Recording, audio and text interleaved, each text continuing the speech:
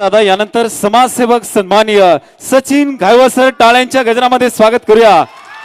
आदरणीय समाजसेवक सचिन घायवळ सर आणि तदनंतर आदरणीय रविदादा सुरोसे विनंती आपण तयार राहावं।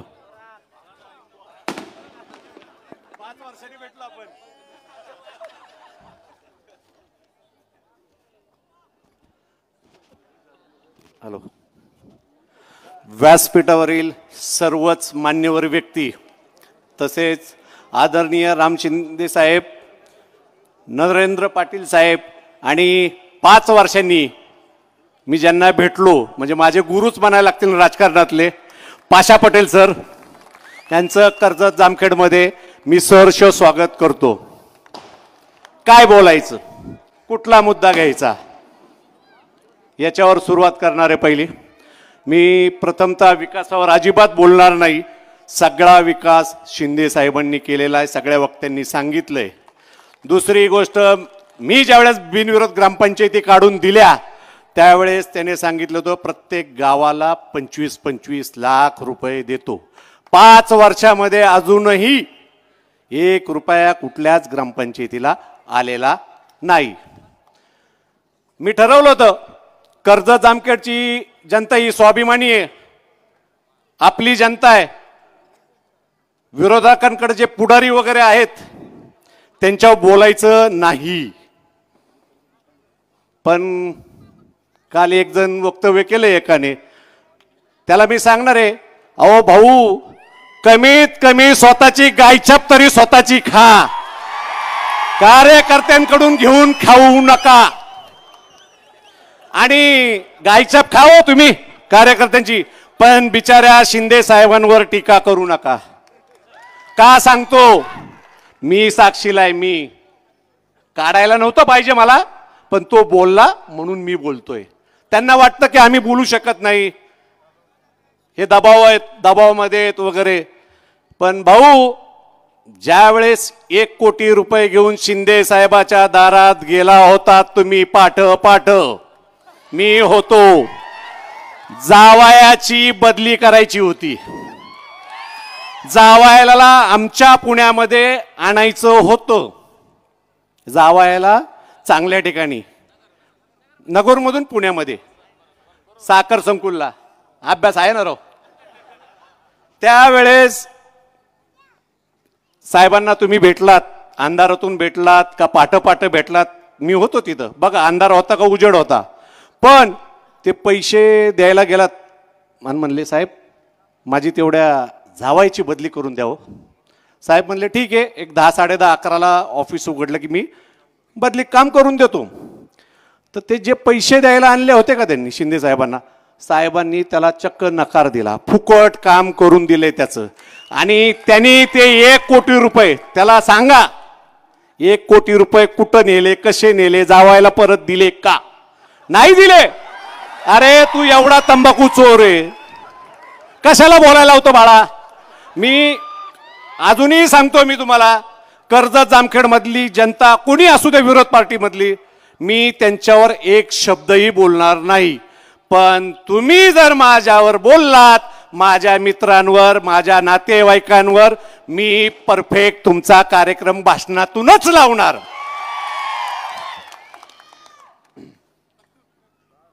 आता माझी ओळख काय, गुंडाचा नातेवाईक। पाशाभाई तुम्ही मला ओळखता, किती वर्ष झालं, मी नातेवाईक। अरे तुझ्याकडं गुंड नाहीत का, मला त्याला प्रश्न विचारायचे, तुझे तरी स्थानिक जिथं जामखेड पोलीस स्टेशनला गुन्हे दाखल केलेले तुझ्याकडे गुंड आहेत, मला काढायला लावू नको, त्यांना त्यांची नावं सांगून मला मोठं करायचं नाही। गांजाचा व्यापारी कोण आहे, हा बघा, डुप्लिकेट दारूवाले त्याच्याकडेच आहेत, महिलांना मी जास्त करून सांगणार आहे। रोहित पवारच्या कार्यकर्त्यांची 90% देशीची सगळ्या प्रकारची दारूची दुकानं आहेत, 90%। त्यामुळं तुम्हाला हात जोडून विनंती, तुमच्या नवऱ्यांची किंवा भावाची कोणाची दारू जर सोडायची असेल तर शिंदे साहेबांना मदत करा, कारण 90% दारूची दुकानं त्याची आहेत। दुसरी गोष्ट सांगतो, तिथं बॅनर लावतो कुठेही, सुपारी बाज. अरे कर्जत जामखेड ज्यांनी तुला निवडून दिलं, मधुकर आबा राळेभात बरेच आहे, त्यातले अर्ध्याच्या वर होते तिकडं, त्यांना तू सुपारी बाज म्हणतो, बॅनरबाजी करतो, सोशल मीडिया करतो, काय करायचंय ते तू कर. पण तू लक्षात ठेव, 20 तारखेला संध्याकाळी 6ला जी पॅक होईन का पेटी, त्याच्यानंतर तू परत जामखेड कर्जतकडे येणार नाही, लक्षात ठेव. कर्जत जामखेडच्या लोकांना स्वाभिमानी जनता आहे सगळी, त्यांचा मान सन्मान दिला पाहिजे. मी नाही म्हणत रोज त्यांची आरती उतर, पण जो आहे तो, आज शिंदे साहेबांच्या स्टेजवर किती लोक आहेत. काही महिन्यापूर्वी कुठंतरी हॉस्पिटलचं का कशाचं तरी इथं उद्घाटन होतं, माहिती सगळ्यांना. फक्त 4 लोक स्टेजवर होती, 4. एक बाहेरून आणलेला, एक इथलाच, अजून एक आणि एक. नावं घेऊन त्यांना मोठं नाही करायचं आपल्याला कोणाला. आणि मधुकर आबा सहित आमचे मित्र, आमचे नातेवाईक, नाना विना वारे विरे सगळे, चोरे मोरे सगळेच, सगळे खाली होते, सगळे खाली होते. होते का नाही माहिती आहे का नाही तुम्हाला काही यातलं? आबा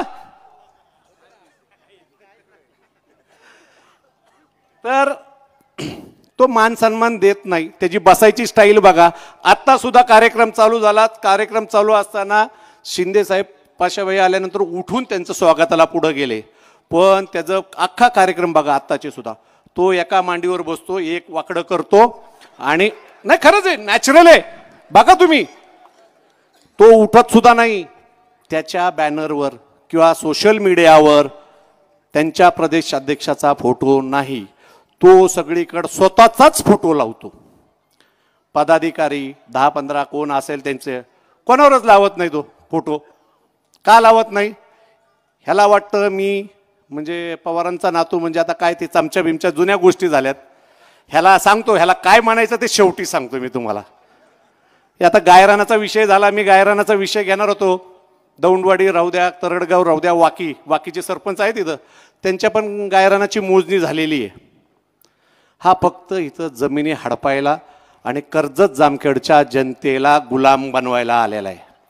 मी खरड्यामध्ये सुद्धा सांगितलं, अजून जरी कोणी राहिलं असेल त्याच्याकडं, तुला जर सन्मान स्वाभिमान जर ठेवायचा असेल तर राम शिंदे साहेबांकडे ये, आमच्याकडं नाही आला तरी चालेल. आता कार्यक्रमाला स्टेजवर 2 चांगल्या व्यक्ती आहेत माझ्या दृष्टीने तरी, पाटील साहेब आहेत आणि पाशाबाई आहेत.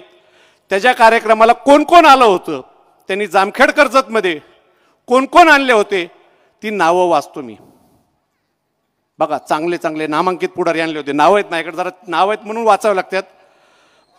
पहिला आणला अनिल देशमुख, भ्रष्टाचाराच्या ह्याच्यात जेलवारी करून आलेला आरोपी, बरोबर आहे, स्टेजवर होता त्याच्या. दुसरा अनिल परब, तो पण जेलवारी करून आलेला आहे. तिसरा मनीष सिसोदिया, तो पण जेलवारी करून आलेला आहे. आम्हाला गुंड म्हणतो ना बाळा, तुझ्याकडे कोण आहेत? सगळे चोर आहेत, चोर. हा बेटे थांब.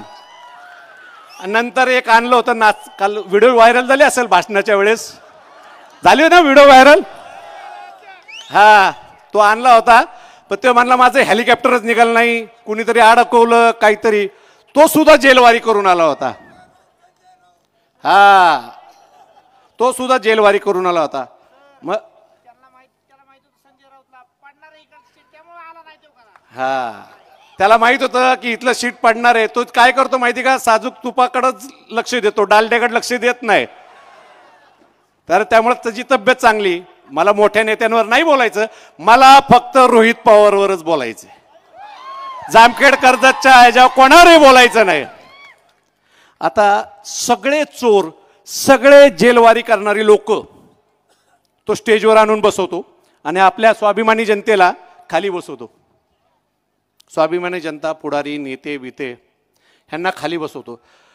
काय झालं खरं सांगायला, तो मागच वाचला, त्याच्या आजोबाची कृपा, नाहीतर त्याची जेलवारी झाली असती.